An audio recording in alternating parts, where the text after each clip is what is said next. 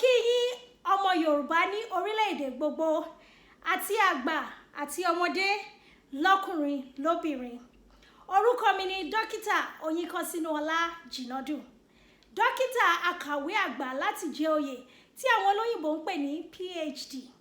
Èmi ni akọ̀wé ẹgbẹ́ olùdarí Yorùbá Cultural Center Dallas Incorporated.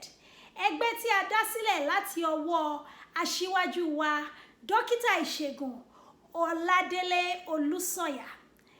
Ẹgbẹ́ Yorùbá Cultural Center Dallas wà fún ìlọsíwájú ẹ̀kọ́ àti ìgbélárugẹ ìmọ̀, ìṣe àti àṣà Yorùbá ní ìpínlẹ̀ Dallas, Texas àti káàkiri àgbáyé.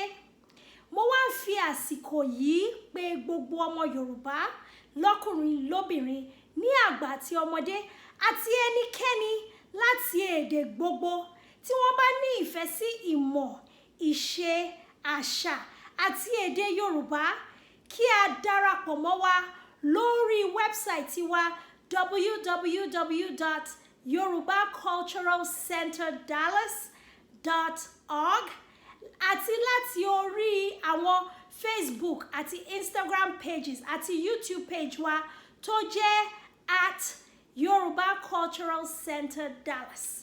Ẹ tẹ̀lé wa ká lọ kí a bẹ̀rẹ̀ ìrìn àjò tó máa jẹ́ kí a gbé èdè Yorùbá wa lárugẹ láti polongo àṣà, ìṣe àti ìmọ̀ Yorùbá káàkiri gbogbo àgbáyé.